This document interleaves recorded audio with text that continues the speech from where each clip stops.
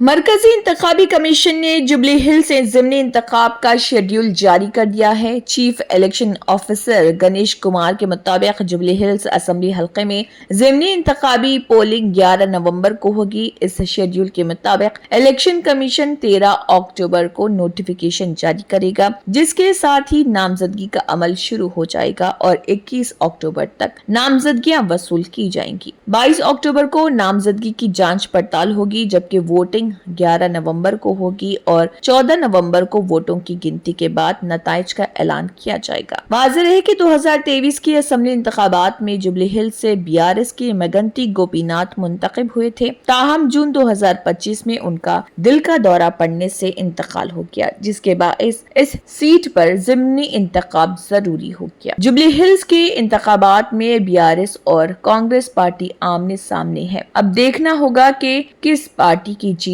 یقینی ہوگی، کیونکہ ایک طرف BRS کے مگنتی گوپی ناتھ نے 10 سال عوام کی خدمت کی اور دوسری طرف کانگریس جس نے مسلم امیدوار کو کھڑا نہیں کیا، کیونکہ وزیر اعلیٰ ریونت ریڈی نے کہا تھا کہ ایک بھی مسلم MLA کو جتا نہیں سکے، جس کے سبب مسلمانوں میں سخت ناراضگی ہے۔ BRS نے گوپی ناتھ کی بیوی سنیتا کو ٹکٹ دیا ہے اور کانگریس پارٹی نے بھی جبلی ہلز اسمبلی حلقے کے ضمنی انتخاب کے لیے اپنے امیدوار کا اعلان کیا۔ آل انڈیا کانگریس کمیٹی نے نوین یادو کے نام کی باضابطہ منظوری دی۔ جبلی ہلز ضمنی انتخاب میں BRS امیدوار سنیتا گوپی ناتھ، جو مرحوم MLA مگنتی گوپی ناتھ کی بیوی ہیں، انہیں انتخابی مہم میں عوام کا بھرپور تعاون مل رہا۔ ناظرین، ملک کا ایک تسلیم شدہ آئین و دستور ہے جس میں حکومت اور عوام کی اختیارات و حقوق مسرح ہیں۔ اس دستور میں ملک کی اقلیتوں کو اکثریت کے رحم و کرم پر نہیں چھوڑا گیا، بلکہ انہیں تمام شعبے زندگی میں مساوی حق دیا گیا۔ قانون و انصاف کے مطابق کسی فرق و امتیاز کے بغیر یہ حقوق ان کے حقداروں تک پہنچنے چاہیے۔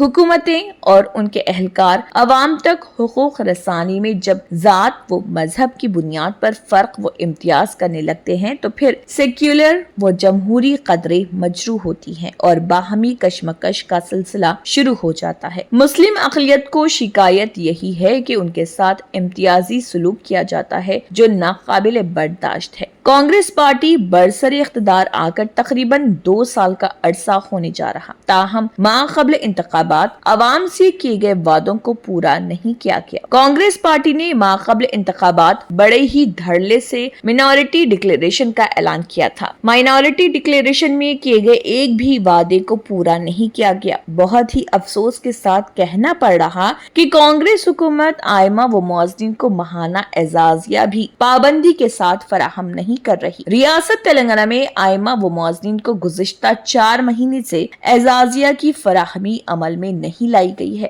BRS کے دور حکومت میں ائمہ و مؤذنین کے لیے ماہانہ 5,000 روپے اعزازیہ کی فراہمی کا آغاز کیا گیا اور ائمہ و مؤذنین کو عقیدت و احترام کے ساتھ ہر مہینے اعزازیہ فراہم کیا جاتا رہا۔ ماقبل انتخابات کانگریس پارٹی نے ائمہ کو 12,000 روپے اور مؤذنین کو 10,000 روپے اعزازیہ کی فراہمی کا وعدہ کیا، تاہم اقتدار پر فائز ہونے کے بعد اس وعدے کو آج تک وفا نہیں کیا۔ یہ طرفہ تماشا ہے کہ ائمہ و مؤذنین کو مقررہ 5,000 روپے اعزازیہ بھی وقت پر نہیں دیا جا رہا۔ ائمہ و مؤذنین کو اعزازیہ سے محروم کرنے کے لیے کانگریس حکومت نت نئے شرائط بھی عائد کر رہی۔ ائمہ و مؤذنین کو اعزازیہ کے لیے انکم سرٹیفکیٹ کو لازمی قرار دیا جا رہا، پینشن پر وقت پر نہیں مل رہی اور نہ ریتو بندھو کی رقم مل رہی۔ کانگریس حکومت کسانوں کی کھیتی کے لیے استعمال ہونے والے بورویل کے پاس بھی الیکٹریسٹی میٹر لگا رہی۔ اقلیتی مسلم طلبہ و طالبات کو زیور تعلیم سے آراستہ و پیراستہ کرنے کے لیے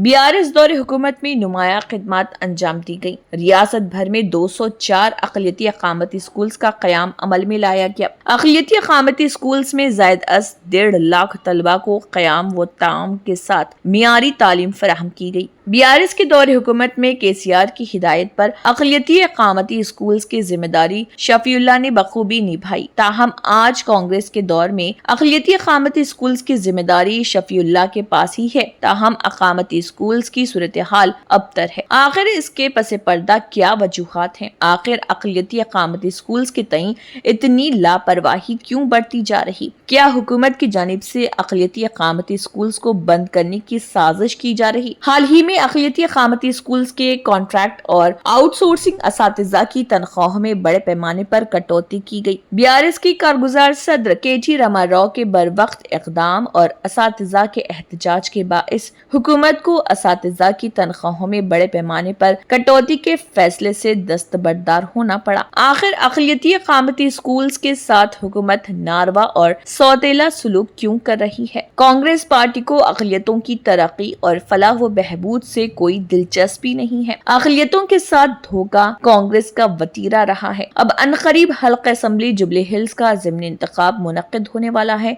ऐसे हालात में अक़लियतों को लुभाने के लिए कांग्रेस पार्टी दोबारा ड्रामाबाजी कर रही। ज़िमनी इंतखाब के एलामी की इजराई से कबल ही मज़ाइका ख़ैज़ अंदाज में नई स्कीमात का ऐलान किया गया। जुबली हिल्स के ज़िमनी इंतखाब को मद्देनजर रखते हुए रियासती हुकूमत ने मुतअद्दिद ऐलानात किए जो अवाम बिलखुसूस मुसलमानों को धोखा देने के सिवा कुछ नहीं। कांग्रेस हुकूमत में अक़लियतों को बिल्कुल तौर पर नजरअंदाज कर दिया गया। अमन व अमान की सूरत हाल इंतहाई अबतर। वज़ीर आला रेवंत रेड्डी के हल्के इंतखाब में रात की तारीकी में मुक़द्दस मुकामात को शहीद कर दिया गया। काबीना में मुस्लिम वज़ीर नदार्द है जिसकी वजह से वक्फ अराजियात महफूज नहीं है। अक़लियतों की तरक्की सिर्फ और सिर्फ BRS के जरिए ही मुमकिन। जुबली हिल्स के ज़िमनी इंतखाब में मुसलमान होश के नाखून लें और मुत्तहिदा तौर पर सही इंतखाब करें।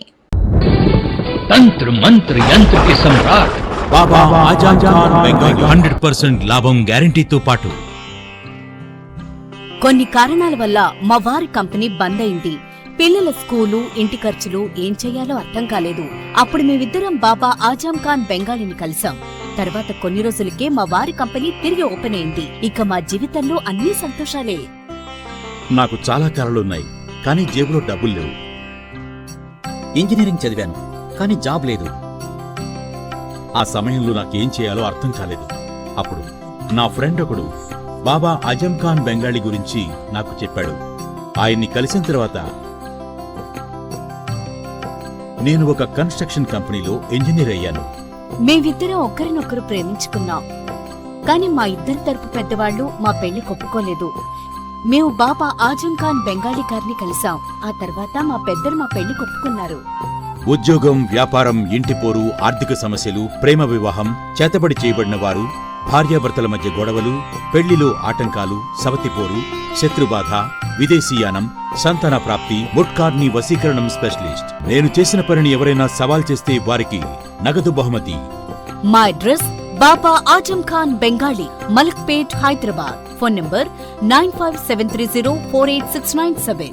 शख्सियत के साथ करो वफा, आ जाओ सफा। सफा गारमेंट्स लाया है धमाकेदार वेडिंग सीजन ऑफर, जहां हर लिबास में है शान और अंदाज। Readymade sherwani, readymade suit, readymade blazer और रेडीमेड इंडो वेस्टर्न की खरीदारी पर पाइए 30% तक का जबरदस्त डिस्काउंट। स्टिचिंग के लिए टेंशन छोड़ो। शेरवानी, जोधपुरी और ब्लेजर की स्टिचिंग सिर्फ 1499 रुपए में। 2 पीस सूट की स्टिचिंग सिर्फ 1999 में। 3 पीस सूट की स्टिचिंग सिर्फ 2999 में।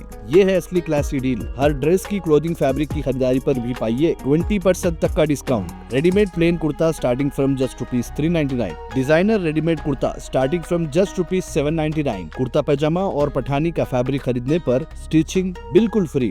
और बच्चों के लिए कुर्ता, पठानी, तोप और शेरवानी पर 25% तक का डिस्काउंट। शादी हो या कोई खास मौका, सफा गारमेंट्स के साथ बनाओ सबसे खास।